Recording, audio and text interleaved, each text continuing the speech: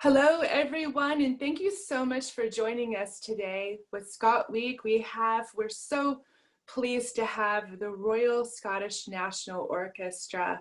And I just want to remind everyone who hasn't tuned in before, ScotWeek is a nonprofit 501c3 in Los Angeles, created to educate and highlight the very special relationship between Scotland and the United States. In part, Scotland as a charity provides educational and internship opportunities throughout partnerships with the Scottish Business Network, Entrepreneurial Scotland, and the Saltaire Fund. And I would love to introduce one of our board members, Ian Wright, is here with us today. Ian, what can you tell us about our guests? Hello everyone, I hope everyone is staying safe in these remarkable times. As Cindi says, we're going to have a chat today about something dear to my heart, the Royal Scottish National Orchestra. And to that end, we have two esteemed guests here today who I'll get to in just a minute. But first, a little about the orchestra itself. Formed in 1891 as the Scottish Orchestra, it became the Scottish National Orchestra in 1950 and was awarded royal patronage in 1977. Throughout its history, the orchestra has been an integral part of Scotland's musical life, including performing at the opening ceremony of Scottish Parliament in 2004. The RSNO performs across Scotland, including concerts in Glasgow, Edinburgh, Dundee, Aberdeen, Perth, Inverness. It regularly appears at the Edinburgh International Festival, and maybe more about that in a little bit from our guests. At the BBC Proms at the Royal Albert Hall in London, and has recently toured Spain, France, China, Germany, and most importantly to us, America. The last tour here included some fantastic concerts actually in California.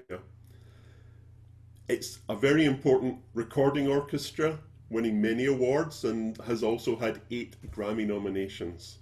And now to our two guests, Dame Susan Bruce and Alistair Mackie. Dame Susan, or Sue Bruce, is chair of the Royal Scottish National Orchestra. She's also the Electoral Commissioner for Scotland and Deputy Lieutenant of the City of Edinburgh.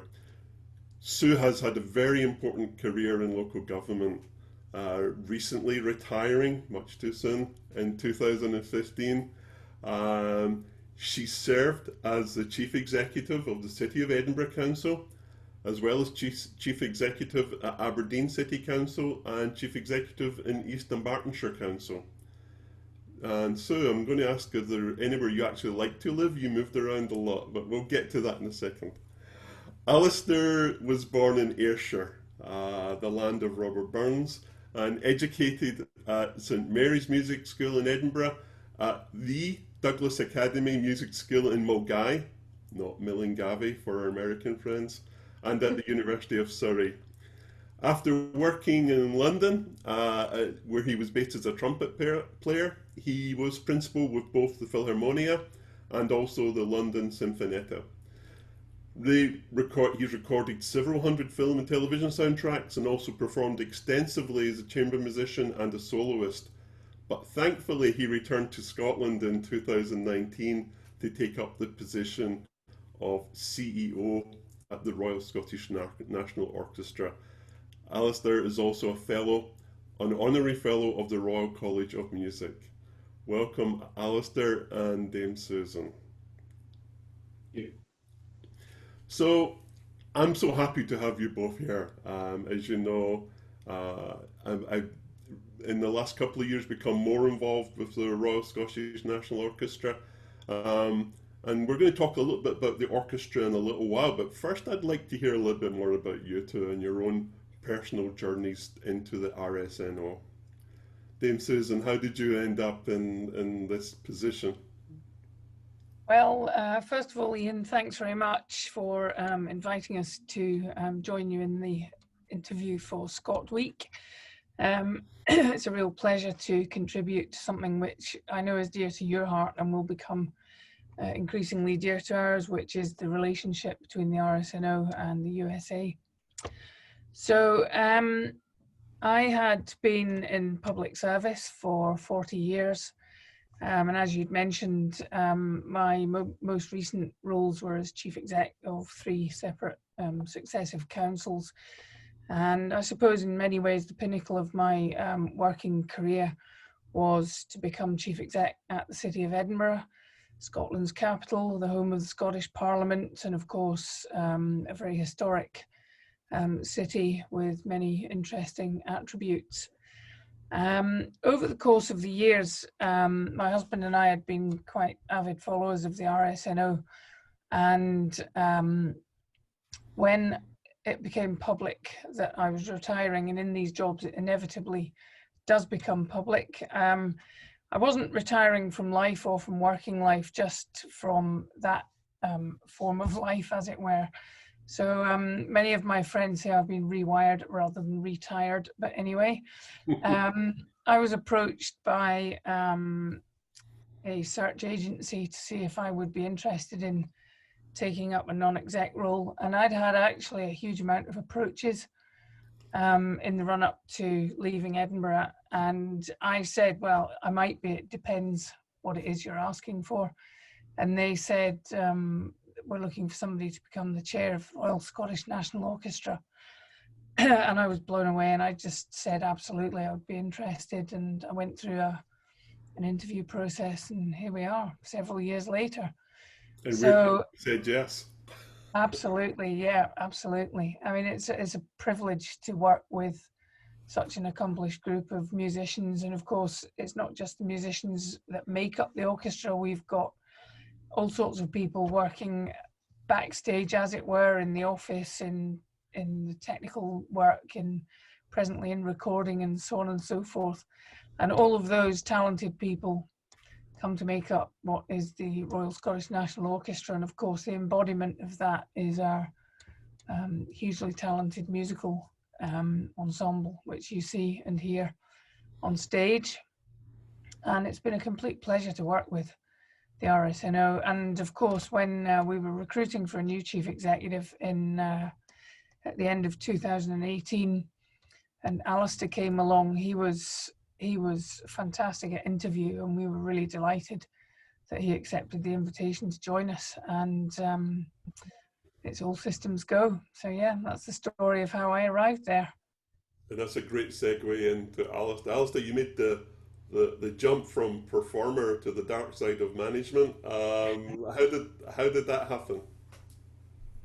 Well, when I was in London, I ended up in leadership positions in the orchestras that I played in. I never intended to leave playing. Playing's a great way to make a living, you know, it's fantastic. You're traveling around the world playing film scores, it's wonderful. But I had such a special relationship, I think, with the RSNO, that when I realized there was a possibility there, I just couldn't resist. You know, it's been a part of my family's life. Let me just tell you this, you know, my parents' first date, some 60 years ago, my dad plucked up the courage to write to my mum. There was no other way back then. And he invited her to a Scottish National Orchestra concert. He bought the tickets in advance, so he was pretty confident she would accept, but that was their first date.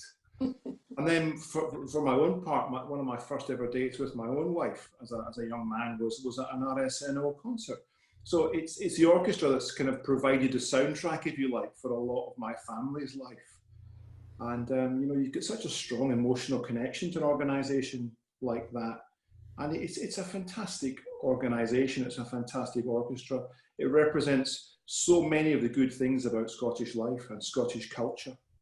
So, yeah, I mean, I miss my life as a player, but there was no way I could turn down the opportunity to go back to Scotland and to work for this great institution.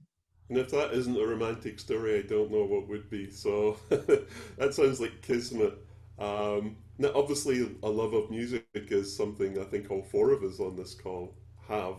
But I'd like to hear a little bit more about your own personal interests in music, even outside the traditional classical repertoire.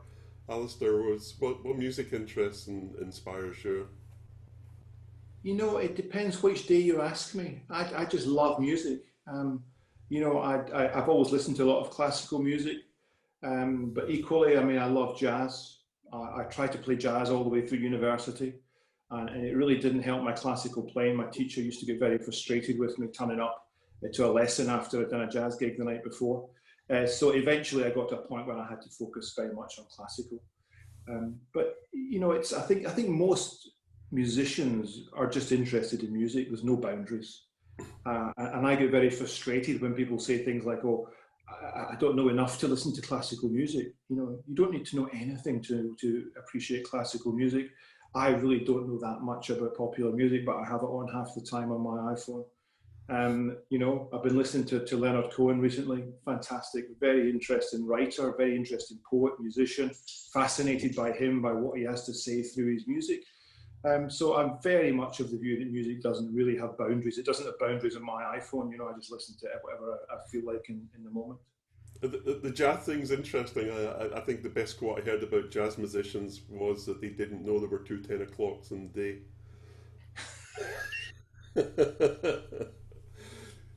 Sue,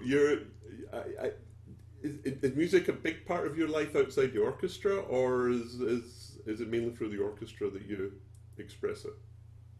Certainly, in listening terms, again, a bit like Alistair, I have an eclectic taste in music. Pretty much anything goes. I'm a big fan of classical music. We were, as children, brought up on a diet of classical music, and some pieces I actually find quite difficult to listen to because they are so emotional. And for example, remind me of my father, things like that. So some specific pieces I have to be in the right mood to be able to get through them without going for the Kleenex.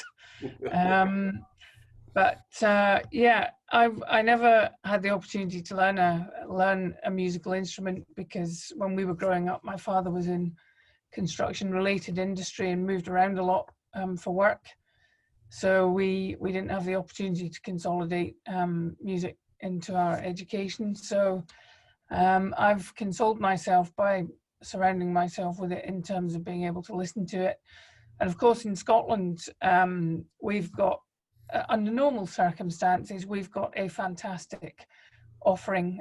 Pretty much any kind of music, any day of the week you want to listen to, there's a live gig on somewhere in the central belt in Scotland. And of course, as you move through Scotland, the Indigenous music genre changes.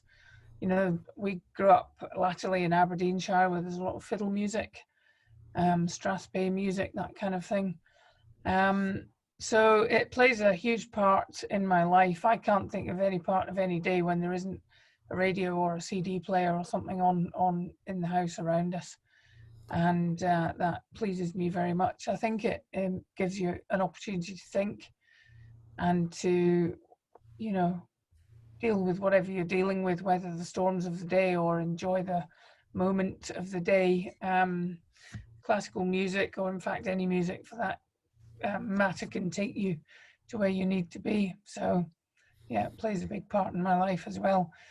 Excuse me. And since becoming part of the RSNO, it's been an enormous privilege to meet so many extremely talented musicians, world famous musicians, and that has added to the rich tapestry of life for me.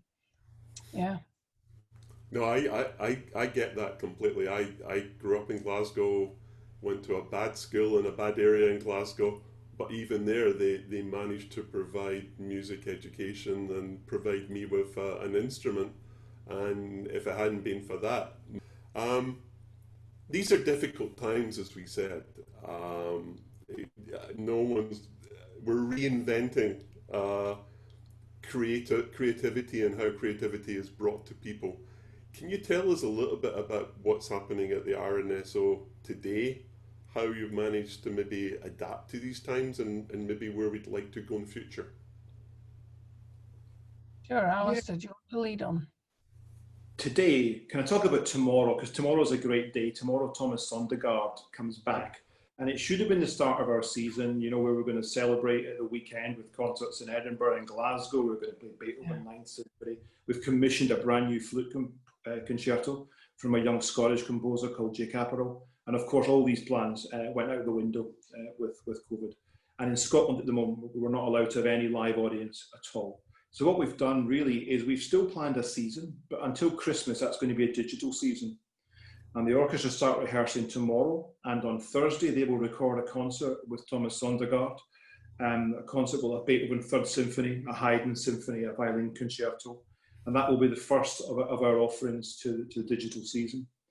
But as soon as we're allowed to have audiences in, we'll invite audiences in. But no matter what, the orchestra will keep playing, and it will keep recording, and it will keep transmitting through the digital channels.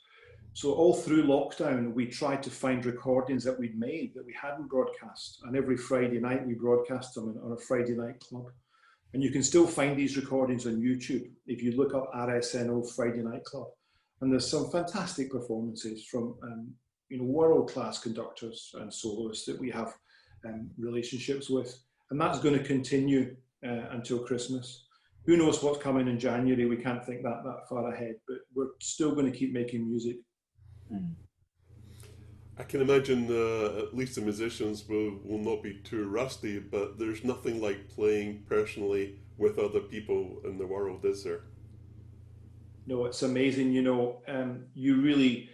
the first time it happened to me was last year. So the orchestra went on holiday in July, and I had no music making, I had no concerts to listen to in July of last year. And it was the first time in my adult life. And I found my mood really beginning to change, and I couldn't quite put my finger on what it was. And it's just this, I think when you don't have that energy of live music in your life, certainly for me, I begin to feel slightly impoverished and my mood changes. So the first time we actually got the orchestra into a room was with the wonderful Scottish soprano Karen Cargill, and we did some recordings for the Edinburgh International Festival. And as long as I live, I will never forget the first Mahler Rückert song. She began singing, and I hadn't heard any live music for 5 months. And it was the most extraordinary experience to hear it back in the flesh after such a long time. And if you look up these Rückert again, they're online. If you search for the Edinburgh International Festival, Royal Scottish National Orchestra, and it was actually the last song, the third of the 3 songs that Karen sung that I heard first. And it was an unforgettable moment. But really, the players should have been rusty. Karen hadn't sung for 5 months, and you just wouldn't believe it. They were socially distanced, everything was different, and yet everything was exactly the same. The connection that they've always had with each other, with Thomas, and it was an absolutely remarkable moment, and I'm thrilled that we got that captured, and that's there for posterity. You can watch that and enjoy that. Yeah, and so if nothing else, not having that contact with real live musicians hopefully will make us all realize how important it is in our life and value it maybe more than when we took it maybe for granted a little bit before. Yeah, I absolutely agree with that, and I think interaction with other humans is an innate, natural thing for us to want to have. And I think to be able to experience at firsthand people making live music, and see the expressiveness that goes into it, the effort that goes into it, and you can borrow some of that energy as a member of the audience. I think that's incredibly important for us.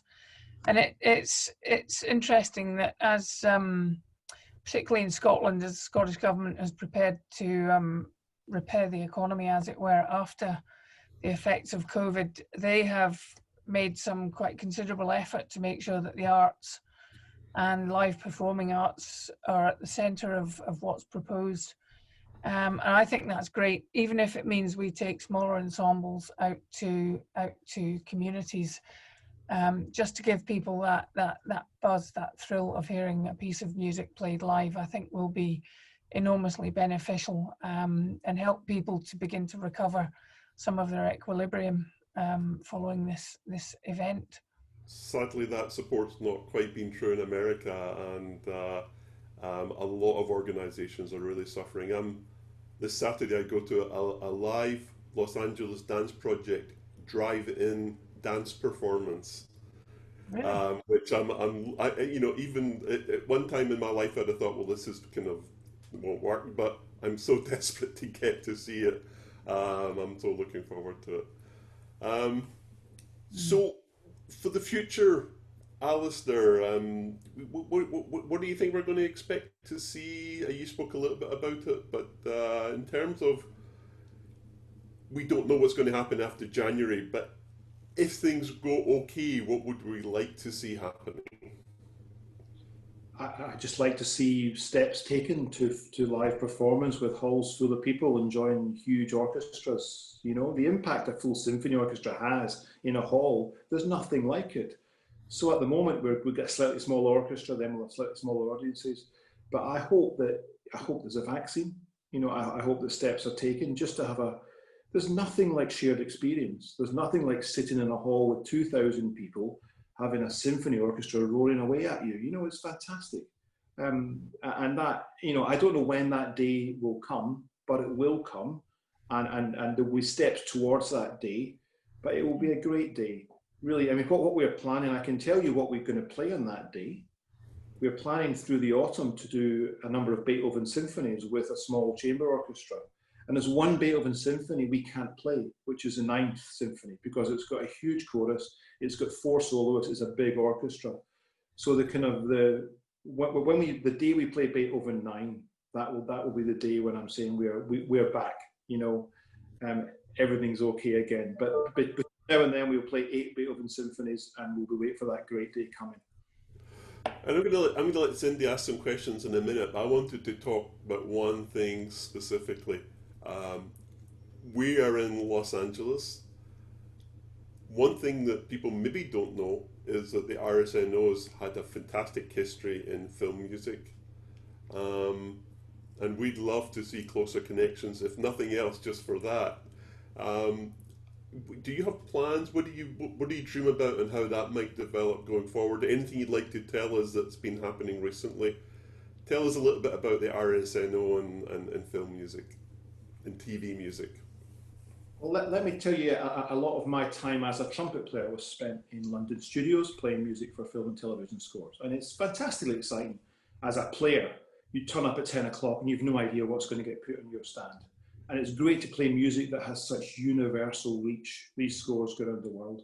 So when I walked into the new auditorium in Glasgow, which is the rehearsal hall really of the RSNO, what I saw was just the most fantastic studio. It's modelled on the same kind of dimensions as Abbey Road. It's beautiful wood clad. It was built in 2015. There was some £15 million raised. It's right in the centre of Glasgow. It's completely soundproofed. It is the most phenomenal space to make and record music. And you know, but the RSNO has had an illustrious history of performing film music and of recording CDs of film music. But what it's never done really is perform soundtracks to film. And that is what we would love to see, that next step happening.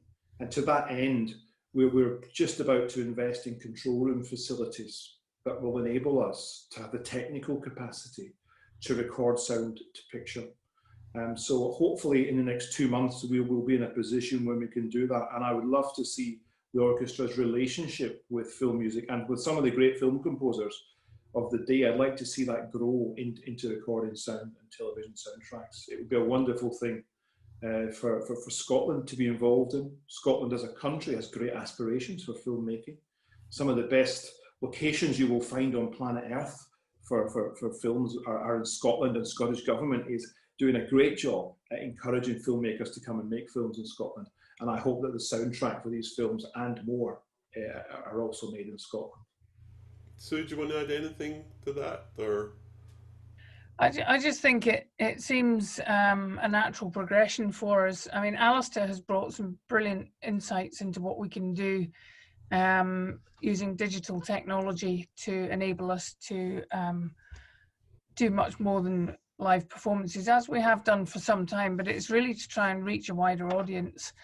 And interest in film never seems to diminish. There are always new filmmakers, new ideas coming out, and for the RSNO to be a part of that, I think that would be extraordinary.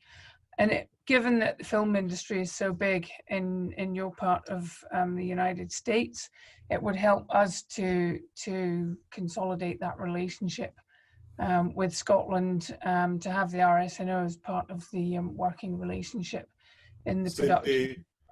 Sorry, sir. Cindi, no, if there was a thing as a Rolodex, I would tell you to get it out now and call some numbers. Yes, yes.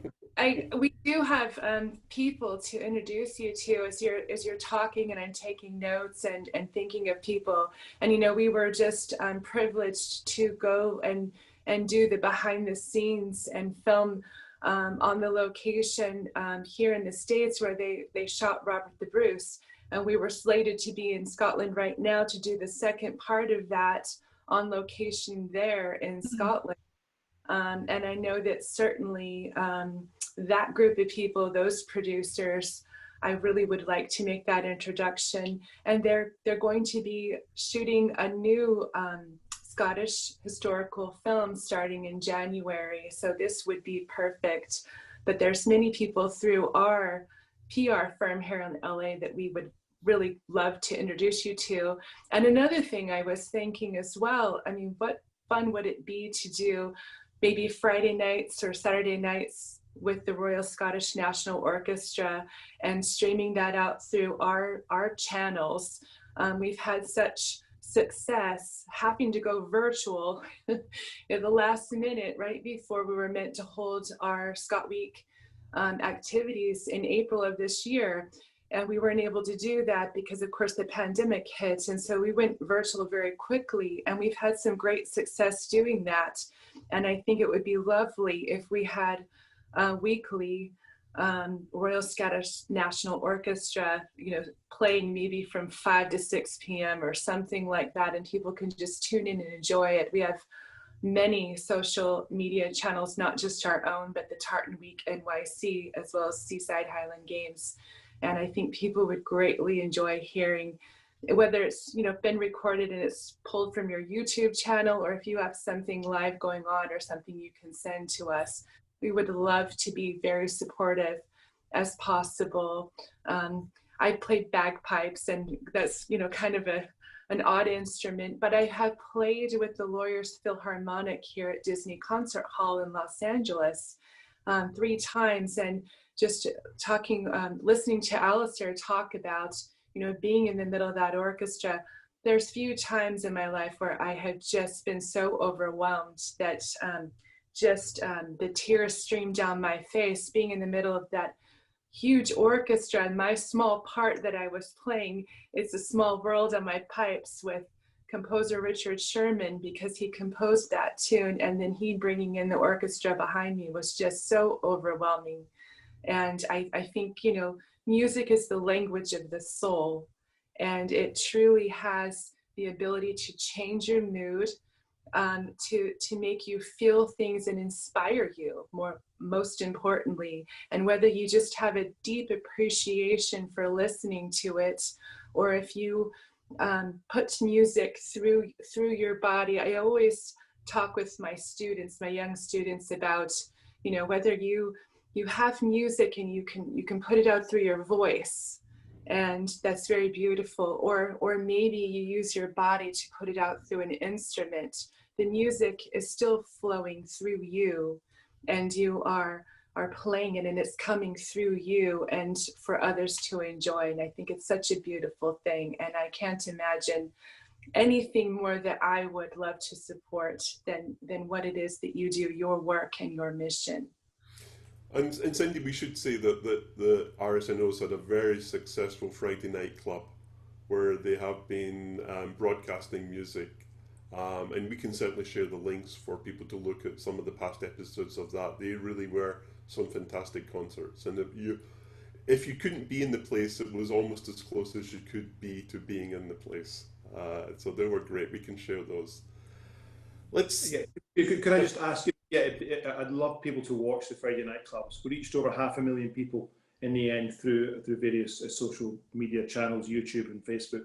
It was tremendously successful. But also have a look out for our coming season, between now and Christmas, when we've got 10 completely new concerts that we're going to broadcast as stream online, which you can find on our website. All the details will be on our website of how to watch that. We'll help share that message for sure. Thank you.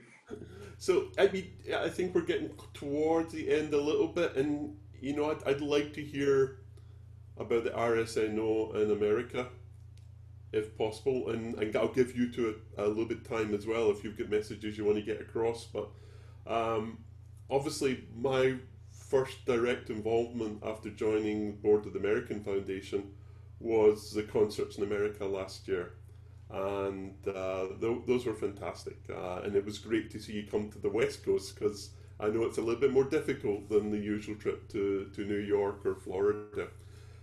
Any plans looking forward? I know it's difficult to make plans in these times, but I'm hungry to know when you're coming again and what it might look like. Well, can I start by saying that we've got very strong aspirations to get back in the US, as soon as we can. We had a bit of a blow. Our partner, the agent who we toured America with, was Columbia Artists, who went into insolvency 2 weeks ago as a result of COVID. But we've already started talking with some potential new partners. So I can't give you a firm date. All I can give you is an absolute aspiration now to move forward with a new partner and to get back to the States. The relationship between Scotland and the USA is an important relationship. And there's so many markers in the RSNO's history, great moments, when the orchestra's been to the States, to New York, Florida, and of course California. That's something that we're really looking to repeat. But I think it's going to be 2023 when we would hope to get back. And obviously there's a lot of work to be done with fundraising and organisation. And like I say, we have to build some new relationships to be sure that we can make it work properly. But absolutely, we will be back as soon as we can. And we'll do our bit to help make that a success as well. Sue, you wanted to add? Yeah, I was just going to say, it was fantastic to tour with the orchestra on the west coast of the States last year. And what was really tangible about meeting the crowds there was the enthusiasm, the anticipation of what they were about to hear. Every venue was completely sold out. At every venue there were a number of people in Highland dress there to demonstrate their family links with Scotland and so on. And it was just fantastic to receive such a warm welcome, and for us to be able to share what we do week in, week out under normal circumstances with such an interesting and interested audience. So the board are completely behind Alistair's aspirations to take the orchestra back to the United States as soon as we possibly can. And we talked a little bit about education, but I think it would be great on a smaller scale if we could have some presence at one of the ScotWeeks that we hope to have as well. And we need to talk about how we could make that happen, but it would be really nice to have some presence and maybe link it with some from educational parts. We also have links with Coburn School here as well. And so it'd be really good to see if we can do something to combine RSNO and ScotWeek in anticipation of the full concerts coming. Yeah, Alistair and I had actually intended to come out this year to meet a few people and start, making sure the relationships remained warm. Sorry, Alistair, you were coming in there. No, and you go, Sue. So that's even if we were able to come out as an advance party with a smaller group of musicians, I don't see what's possible. But I think anything that we can do to demonstrate our interest in being with you in the United States and to make sure the relationship between the RSNO and our US support base is something that we would want to consider. Can I just say that I think we talk about this a lot, is what should a symphony orchestra be, at this time? And it's not just a kind of entertainment club. We've got a role to play in education. We've got a role to play in encouraging young people. And music can be so enriching. And I don't believe music education should be to create professional musicians. Music education should be for everybody, to give them appreciation they can take through their lives, and that can really support them and encourage them through their lives. So it would be wonderful to think that when we come back to the States, it's more than just a concert tour. It would be wonderful if we could bring some of our education work and some of our relationships we have through the player group and education. I think that is symbolic of aspirations for education in Scotland, that culture is really integrated into everybody's education, and we try to play a lead role in that. Yeah, bring us some Mahler as well as Beethoven things. And it would be great to fit in some Thea Musgrave as well, but that's a pet project of mine. Yeah, okay. We would have you come and participate in ScotWeek, and wouldn't it be amazing if we had one of our inner city orchestras from one of the schools that could come and interact with you and speak with you and listen to you? We would love to set something up for ScotWeek in honor of the RSNO, and we can brainstorm, but that I think would be amazing for some of the kids. Let's talk about it. Yeah, so Alistair and Sue, I did give you some time. Is there any other message you'd like to get across to the diaspora in America, and Los Angeles in particular? I suppose just to say that, you know, the RSNO might be based in Scotland, but we're still your orchestra. You know, if you're anywhere in the world and you're interested in listening to perfectly well played classical music, and I have to say the orchestra have been absolutely sensational, getting better and better. Just when you think they can't get any better, then they go up another notch. So we might be based in Scotland, you might be based on the west coast of America, but we can still be your orchestra. And we will be looking for ways for people to tune into our performances forever in the future. And we can take things that we've learned through this lockdown about how to engage into our normal ways of working, in addition to live performances in the future. Yeah, can I just say, I mean, there's not many positives at the moment. One of the positives from us is we are creating much more digital content, and we can share that internationally. And I think it would be great if you could sit down and share our music, maybe together, gather into groups. There's nothing like watching music with other people, you know. And we're going to be sending stuff out every other week, I hope. So just share it, enjoy it, and we're all part of this great institution. Wonderful. And Cindi, unless you've got anything to add, I'd just like to thank Sue, Alistair for giving us the time and getting us invigorated and excited again. So I'd like to say thank you very much, and I'll hand it back to Cindi. Oh, thank you so very much. This has been such a treat and an honor to meet you both here and to speak to you. And we hope you can come and be part of ScotWeek when we are able to hold ScotWeek, and anything we can do to support you and be supportive. And I'm absolutely 100% committed to making sure that we stream outdoor music and we make an event out of it for everyone here. And I know that everyone will enjoy this very much, and just wish you all the best, and can't wait till we can meet in person. And thank you so much for making the time to be here with us today. It's been truly an honor. Thank you very much. Both. It's been a real privilege to speak to you, and we wish you well in the preparations for ScotWeek, and in fact for everything else that's going on at the present time. Hello. Thank you so much for supporting Scotland's National Orchestra. Your donations are already making a vital difference to what we are able to provide for Scotland's communities. From concerts, learning and engagement projects, to recordings, free online content, and everything in between. If you want to get to know us even better, consider joining the RSNO Circle. Subscribe to our newsletter or follow us on social media. Thank you for helping us do what we do best. Bringing people together through music. From everyone at the RSNO. Thank you. Thank you. Thank you. Thank you.